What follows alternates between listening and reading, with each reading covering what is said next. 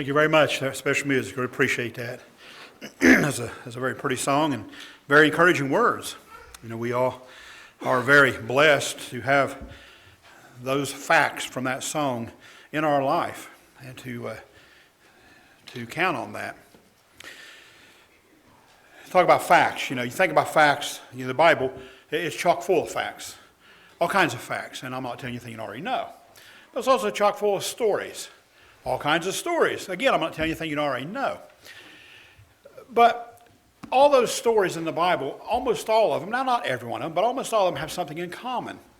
And they have more than one thing, obviously, but what you'll probably find in all the stories is either the villain, the victor, or at least the participant of these stories, whatever one they are, somewhere, somehow displays the character of God.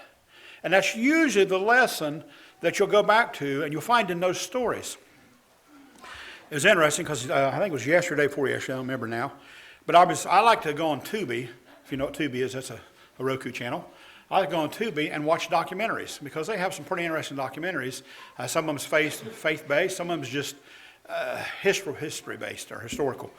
But anyway, there was one play, and I do not remember the name of it because I lost interest very, very fast. The guy was talking about Noah's Ark. And I thought, well, this ought to be interesting.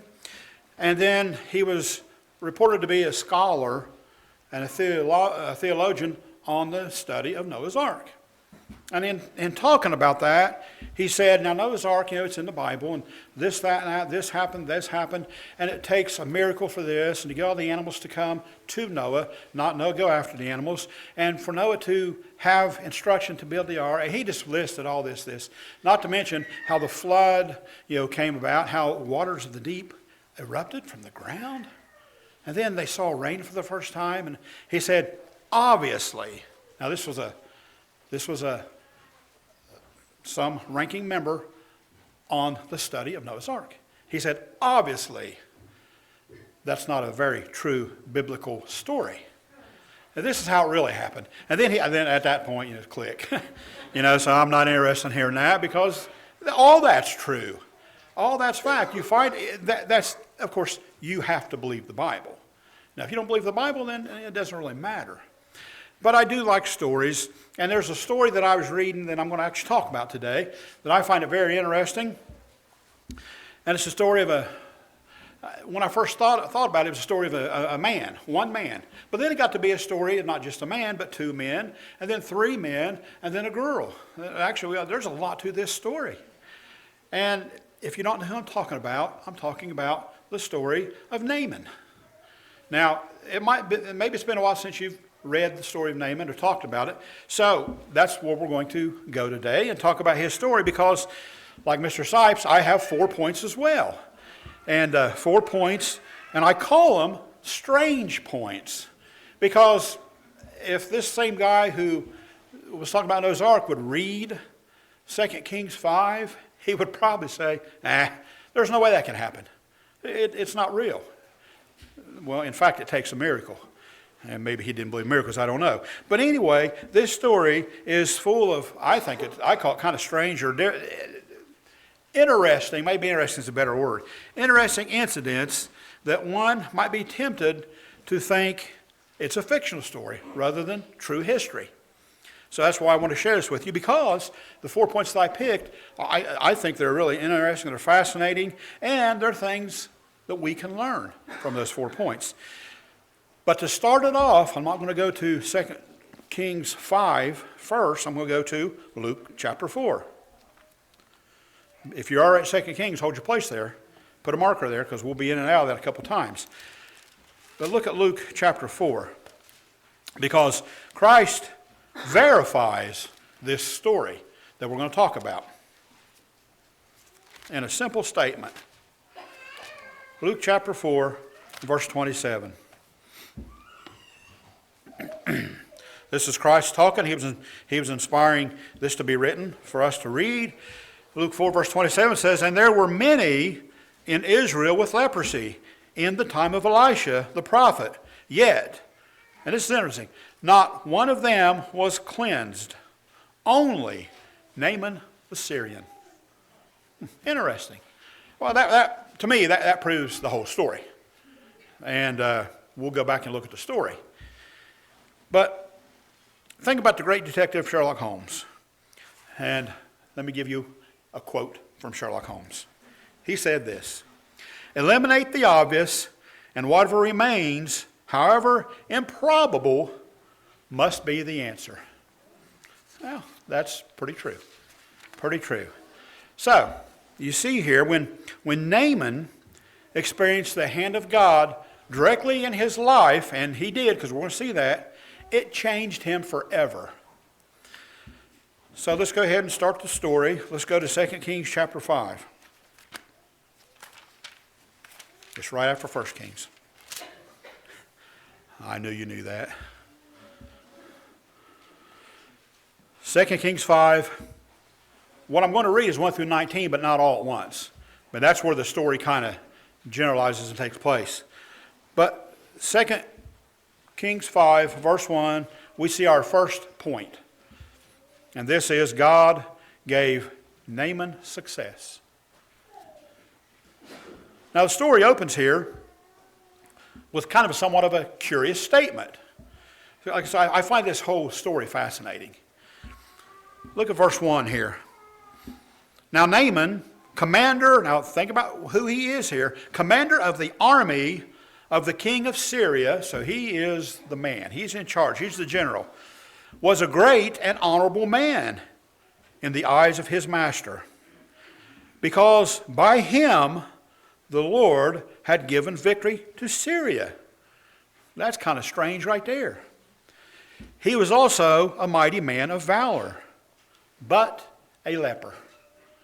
So think, okay, it's set up now. Think about what's going on here.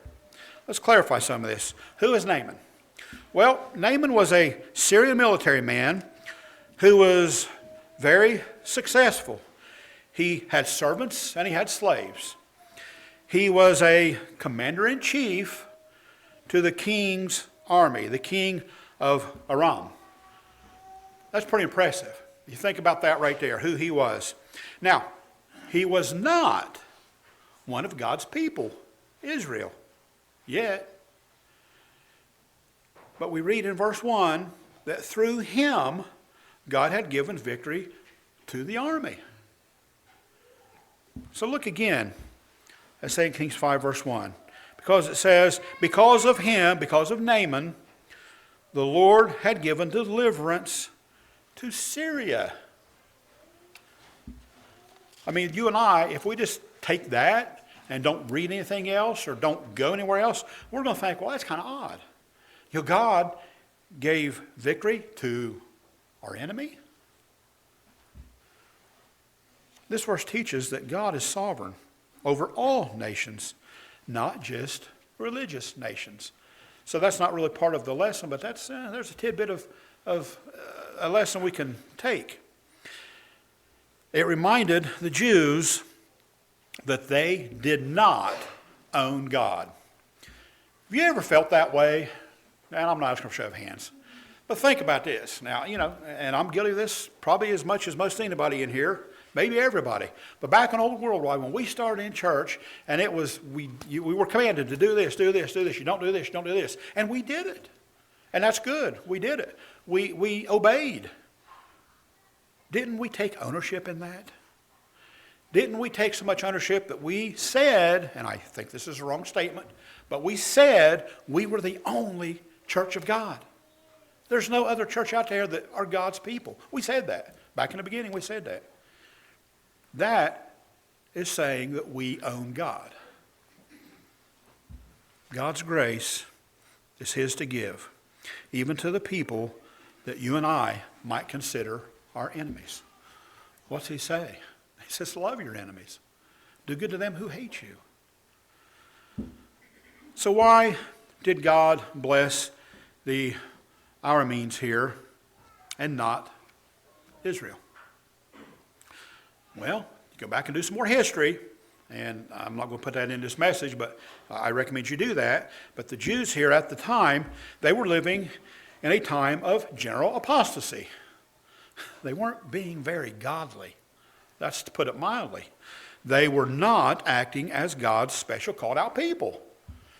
If you go back and look at the history of the Israelites, some years they were up, they were living a godly life, and some years they went down to the bottom.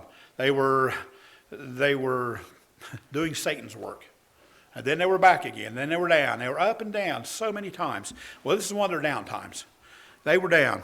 They mixed worshiping of false gods, which is an absolute no-no, with worshiping the one true God. God says, I'm a jealous God.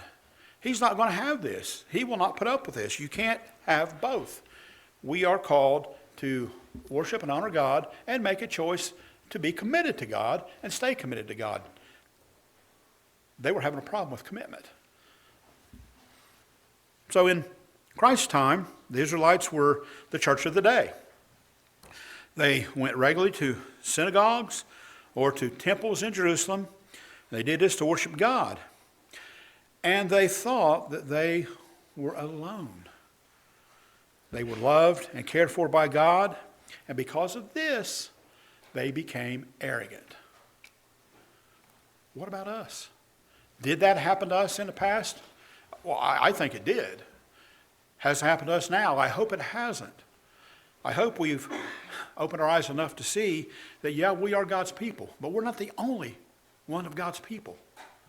God's people are in other places. And that's a sermon for another time. But we are God's people. So, what can we learn from this lesson here? Well, I think this lesson here is pretty straightforward. If we don't walk with God 100% committed 100% of the time, we cannot expect God's blessings. It's being hypocritical. Now, it's not earning salvation. It's a gift from God. God says, this is the way, this is what I want you to do, because the end result of this is the kingdom of God, and I want you to be there. But if you're not going to do this, then I'm not going to bless you. The fact is, God may even bring judgment on his people if they stop walking with him, and he will. God is not just interested in churchgoers. An individual's conversion, brethren, has to be much, much deeper than just going to church to get an A in attendance. That means nothing. If our heart, our commitment, our conviction is not in it, then why are we here?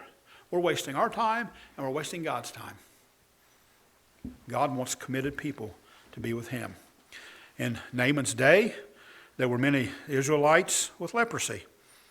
And in the time of Elisha, that's what we're talking about here. Yet none of them was cleansed.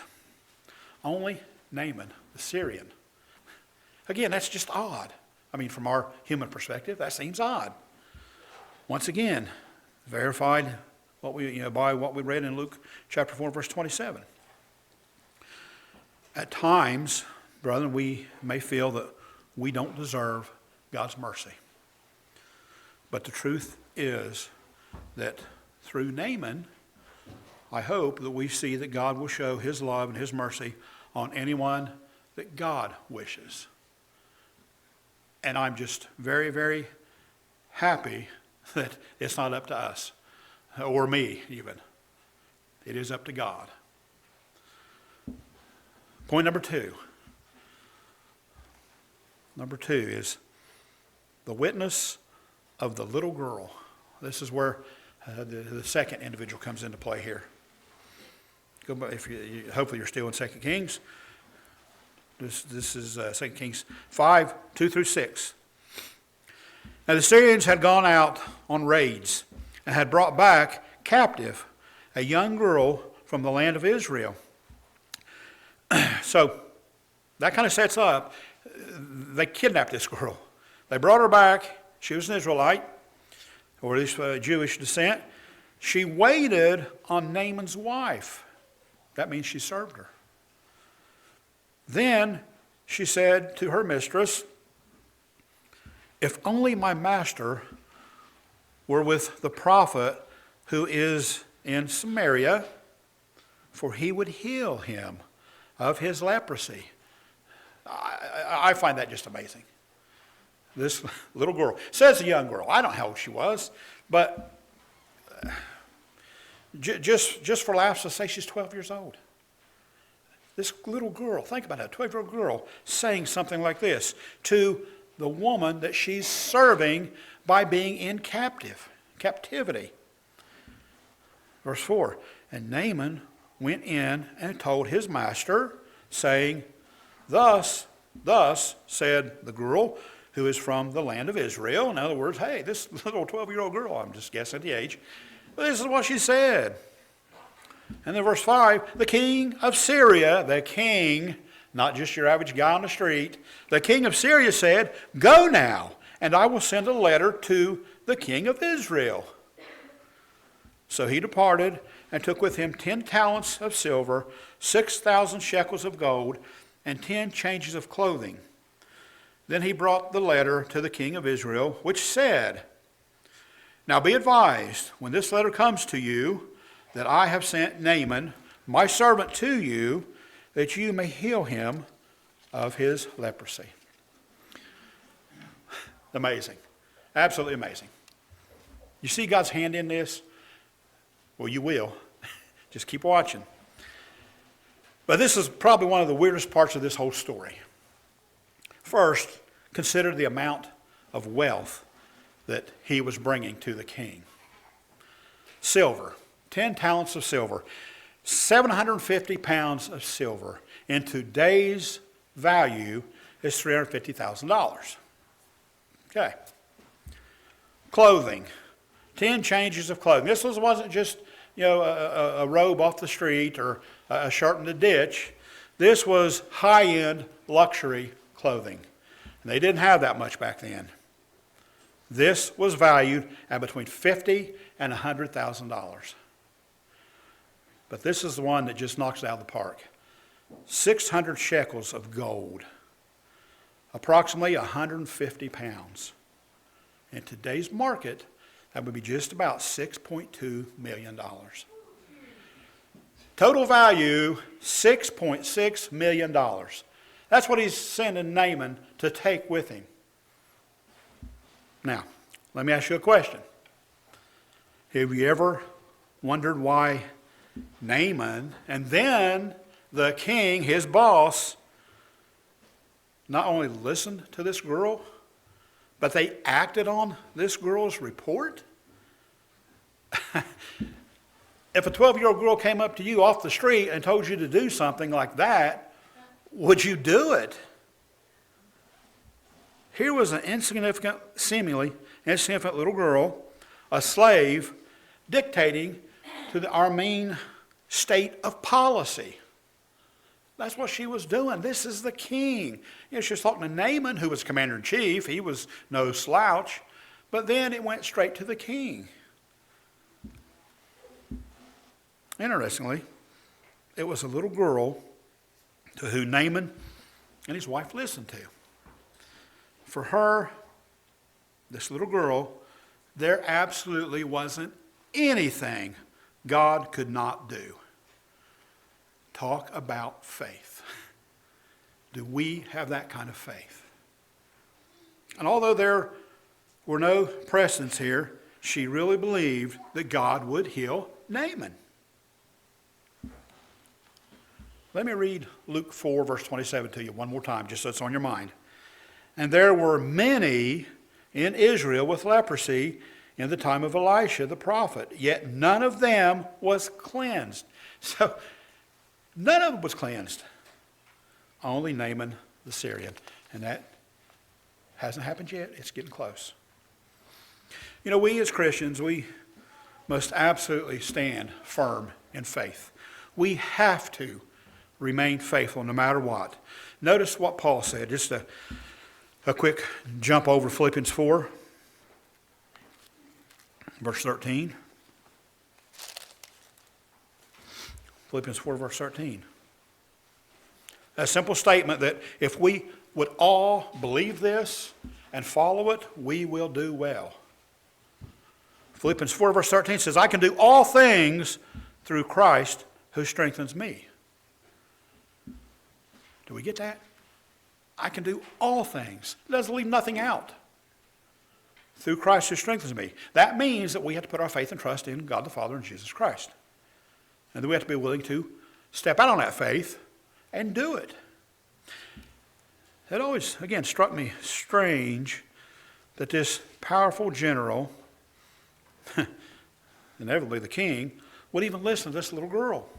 Instead of just maybe patting her on the head and saying, you silly little child, you know nothing about real life. Well, that's something we might say.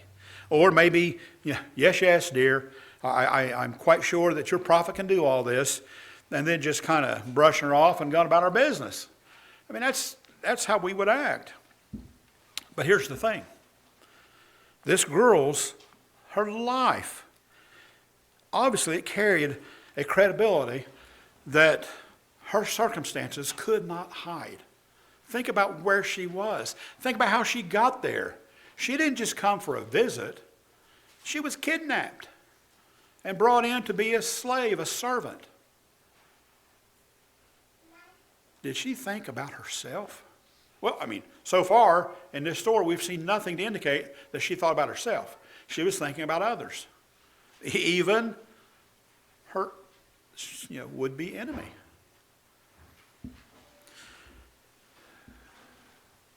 What we have to understand is God uses the humble people, and he uses humble people to lead the very powerful people. That's just one lesson that we should take from this. The world might overlook you and me, but never forget that God has handpicked you and me to be here today. For whatever the details of his plan he has for our individual lives, he's handpicked us. I hope that makes chills go down your back.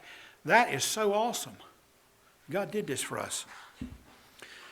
I think in this little girl's story, there's many characteristics, but there's at least two characteristics of this girl's life that I think are very, very admirable. The first characteristic about this young girl was that she didn't seem to get bitter about her captivity. If somebody comes and yanks you out of your house, are you going to go willingly? Are you going to fight? Are you going to get mad? What's going to happen? And I'm not saying anything. Just think about what she did. Her attitude as a young Jewish girl captured and taken away from her family and her friends by the Arameans, if I pronounce that right, on a raid into Israel. She could have thought, the only good one of these guys is a dead one. I want nothing to do with this. Maybe that's what I would have thought. And it would have been fair enough, for her to think that about Naaman especially. Naaman, who had been a successful general against her own people, who had kept her and held her in captivity, and still was. But there is no indication in this story that she felt that way. Quite the contrary. She was concerned enough for Naaman to stick her neck out and offer a solution. A solution that she knew the God that she served could take care of and would take care of. That is some pretty strong faith. You and I might have enough faith to say, yeah, I'm going to go here because I think they can do this. But do we ever say, I'm going to go here because I know God will do this? That's a whole other level of faith. She had it. This is exactly what Paul suggested in 1 Corinthians chapter 10. 1 Corinthians chapter 10, verse 24.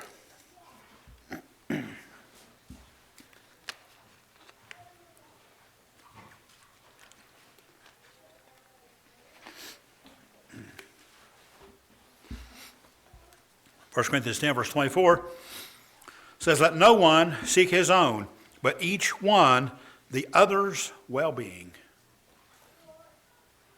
This is a definition of outgoing concern or outgoing love for others.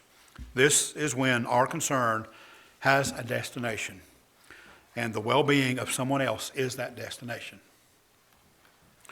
It's the opposite of the mindset that we seek self-exaltation. Outgoing concern is a shift in focus. And I know that we all talk about having outgoing concern for others, But when the rubber hits the road, so to speak, do we really? Do we keep it? Do we have it? It's moving from how does this affect me and what I'm going to do to the point of how can I help them and what can I do for them, regardless of the circumstances. She was in some pretty poor circumstances. Let's look at Philippians chapter 2 again. Philippians chapter 2, verse 3 and 4.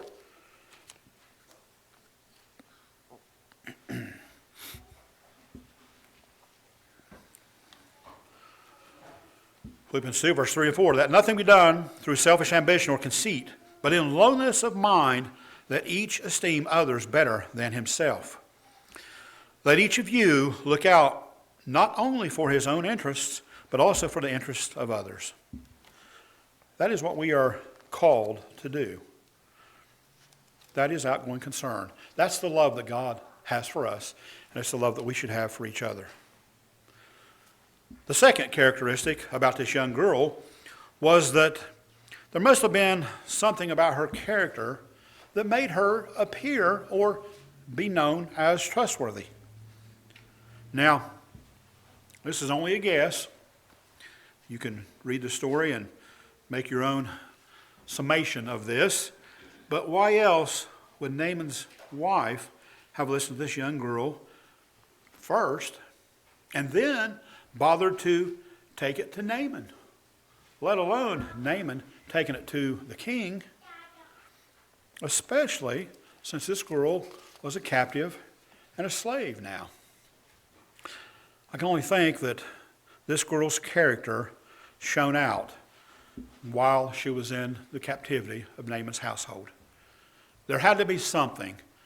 God was shining through her, and they saw it. Regardless of what the real thing was there was something, some kind of evidence that they saw, that they trusted, that they believed in, that they listened to her. When she brought this to Naaman, which, he was in poor shape, he was probably grasping at straws, so maybe anything sounded good. But to have a little girl come up and say, hey, listen, if you go to see this prophet over here, you'll be healed. That's totally in keeping with what we as children of God are called to be. We are to show this kind of an example in our daily life, no matter who we come in contact with, no matter who we end up talking to or being with. And again, we see that Paul exhorts you and I to live a godly life 100% of the time. If you jump over to Romans chapter 12, verse 1. Romans 12, verse 1.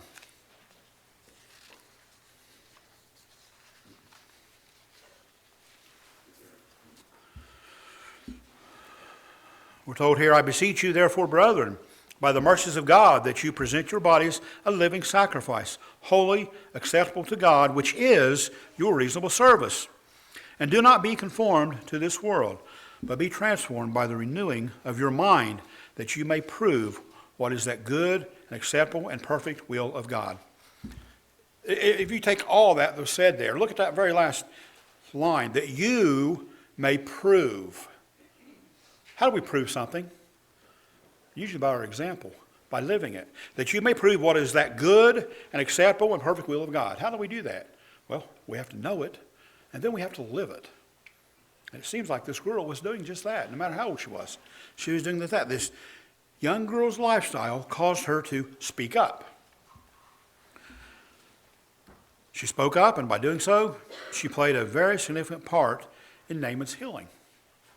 And she's in the Bible. She's in the Bible, inspired by God, to show you and I an example of something. She could have looked away, and she could have done nothing. She might have been ridiculed, but she could have been laughed at. Anything could have happened.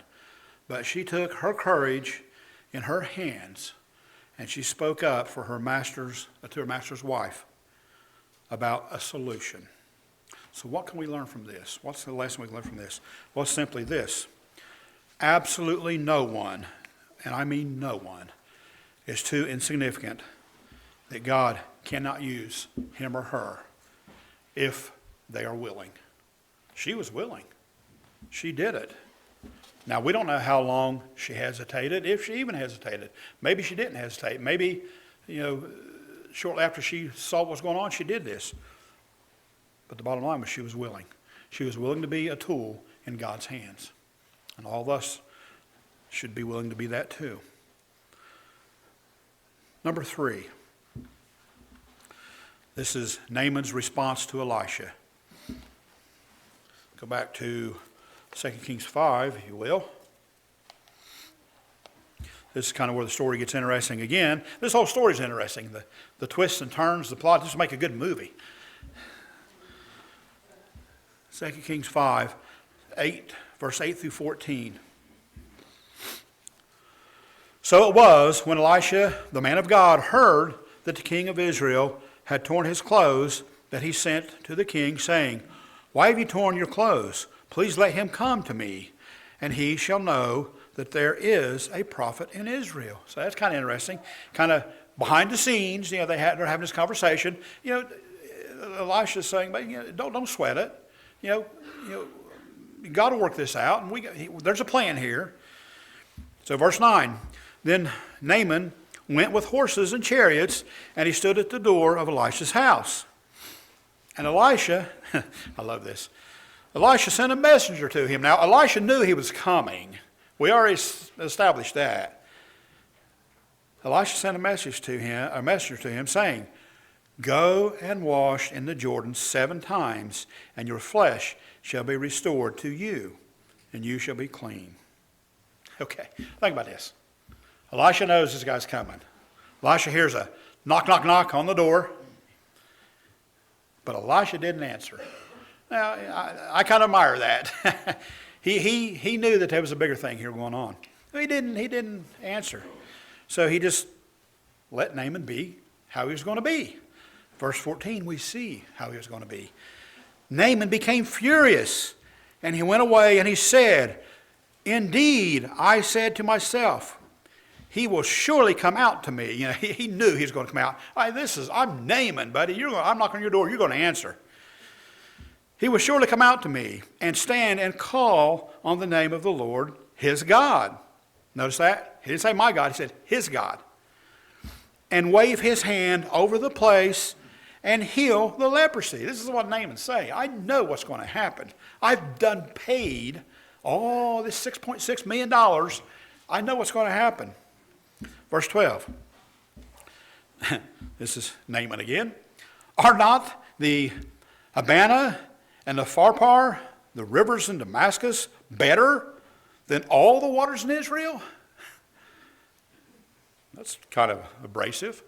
He said, "Could I not wash in them and be clean?" So he turned and went away in rage. Now, can't you just visualize this? This man with leprosy, in bad shape, thinking, I want it my way. I paid for it. I want it my way. I don't want it your God's way. I want it my way. So he didn't really appreciate what Elisha said and his instruction. This guy won't even give me the courtesy of answering the door. I can see where this guy might have been a little ticked. But reality is about to set in. Look at verse 13. "And his servant came near and spoke to him." I'm glad somebody here is being level-headed. And he spoke to him and said, "My father, if the prophet had told you to do something great, would you not have done it?" Oh, so he gives him something to think about. "How much more then when he says to you, wash and be clean?" And so after being talked off the ledge of self-reliance, that's where he was at, he listened to his servant.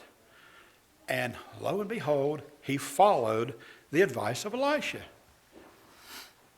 Verse 14, "So he went down and he dipped 7 times in the Jordan, according to the saying of the man of God, and his flesh was restored like the flesh of a little child, and he was clean." Faith. Could you say Naaman had faith? Or what really happened? Well, his servant called him out and said, listen, buddy, you've been dealing with this for how long now? It's not getting any better. And this prophet, and they knew who prophets and what prophets were. They knew what a prophet meant. He's told you to do something. Any other time, you would do what a prophet tells you because it's the right thing to do. So why wouldn't you do this? He wanted to go in his rivers in Damascus, and he didn't want to get in that old dirty Jordan. It'd be like somebody telling you to go jump in a high river. Don't really want to, but so he went back to the prophet and he said, this is Naaman. He was kind of a changed man. I think it really took. He went back to the prophet and he said, now I know that there is no God in all the world except the God of Israel. Well, that's pretty impressive. This is what Naaman came to realize. He is so grateful that he offered the prophet even more gifts. But the prophet refused to take it. Verse 16 says, as surely as the Lord lives, whom I serve, I will not accept. Naaman then asked in verse 17 to take 2 mule loads of dirt, so that he could offer sacrifices to the God of Israel and none other. He wants to start a new life, serving God. That's amazing. That's amazing. It took something this dramatic to get to this individual to realize that God is God. And he's the only God. And he can do anything. And Naaman experienced this firsthand. Not everybody does. God calls people how he wants to call people, in the way that he wants to, when he wants to. But it seems like this here was a pretty brilliant calling for this guy. What can we learn here? Well, what we see here is that God requires all of us to do one thing. Exactly. Not roughly, but exactly what he says. He says, go to church on the Sabbath. Not once a month, not once a year, every Sabbath. Don't eat unclean foods. Not just when you're having a feast, but always. You don't not tithe. Don't not clean for unleavened bread. He wants us to do things exactly as he says. You know what that means? That means he wants us to be obedient. But here's the other thing. If we won't be obedient now, will we be obedient in the kingdom? Well, we won't be, because if we won't be obedient now, we won't be there. So it's that simple. It requires a change in attitude. We saw a change in Naaman's attitude. Naaman, you got to admire him. He held out. He held out that Syrian attitude right to the very end, just as long as he possibly could. But then he realized, I don't know what his servant actually had to do to him to make him realize this, but he got it through to him that you need to follow what the prophet of the man of God is saying. And you do this. We first see him as arrogant in verses 9 through 12. Then, however, his problem had no other cure, and so he swallowed his pride, and that's the big thing right there. He swallowed his pride, and he tried God's way in verse 13 and 14. And once he was healed, he became very thankful, and then he decided to change his life, verse 15 through 19. Naaman determined never to sacrifice to false gods again. And this is a challenge to all of us. When we are deciding and have decided to follow God and follow God's way, it's at that point that we have to make the change. Now, it's not going to happen overnight. It's going to take time. But as long as we're making that change, making progress, we'll be just fine. But we can't go back. Notice Ephesians chapter 2.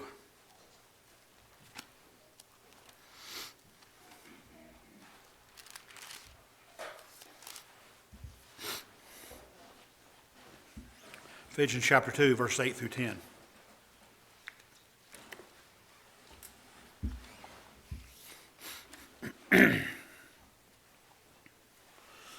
For by grace you have been saved through faith, and that not of yourselves.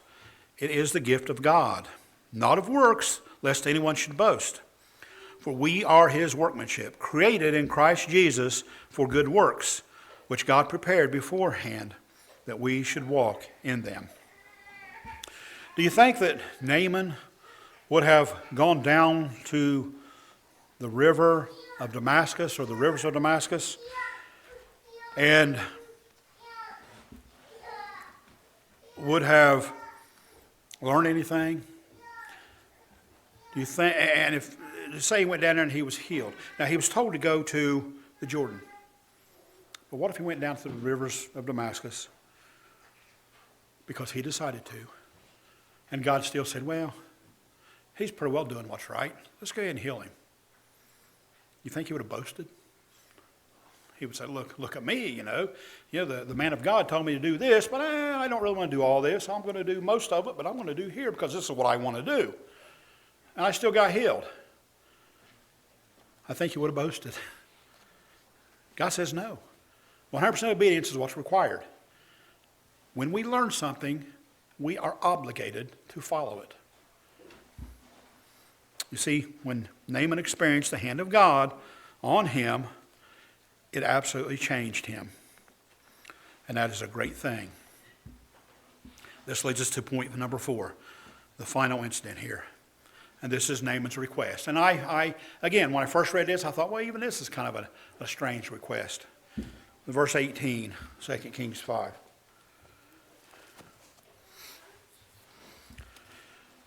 Verse 18 and 19. Yet in this thing may the Lord pardon your servant. When my master goes into the temple, he's talking about the king. When my master goes into the temple of Rimmon to worship there, and he leans on my hand, and I bow down in the temple of Rimmon, you're starting to think, oh, has he backslid? What's going on here? When I bow down in the temple of Rimmon, may the Lord please pardon your servant in this thing. Interesting request here. It gets even more interesting. Look what Elisha said to him in verse 19. Then he said to him, go in peace. So he departed from him a short distance. Naaman's request here for an exemption, if you will, to his commitment to only serve the God of Israel. At first, it seems a little puzzling, seems a little strange. It's kind of what he seemed like he's asking here. But I think when we see here, he had to go into the house of Rimmon. It was for the occasion of the state. His request implied that his heart was not worshiping a false god, but he was not ready yet to give up his position. Now, we could argue that. Is that weak? Is that weak faith? Oh, maybe. Let me ask you this. We're all non-denominational children of God. We believe what United Church of God teaches. We work hard to do everything we can. Has anybody here ever went to a wedding in a Catholic building? Yeah. Were we going there to worship as the Catholics do? Were we going there to honor the individual that we're going there with? It's kind of the same idea here. In other words, his motivation was to honor his king. It seems like his king relied on him. He kind of honored him at this point. Now, I don't know really what's going to happen after this. There's more to the story, but we're not going there. But he was here to honor his king. He was not there to follow false gods. Why did Elisha agree? Elisha said, go in peace. Once we become baptized, and I want us to all think about this. Once we become baptized, we become converted, we are not changed to perfection overnight. I think we will all agree to that, and If anybody's perfect, I would love to talk to you. I want to know how you done it. But without question, it takes a lifetime for God to, not that God couldn't do it faster than this, but for God to change us into perfection. As I said many times, we live in this life as physical human beings. We're here to learn, to grow, to become more perfect in God's way. But it's not going to happen until Christ returns and we're resurrected. Because human nature is infallible. It will sin. It will have problems. Without question, it's going to take us our lifetime.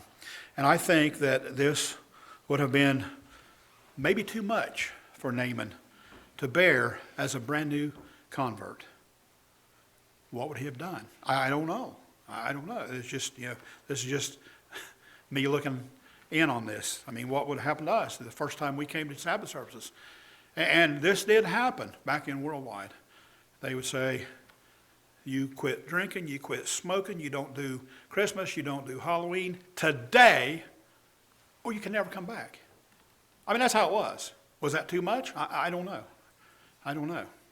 But we are supposed to be a little compassionate, not tolerant of sin, but compassionate.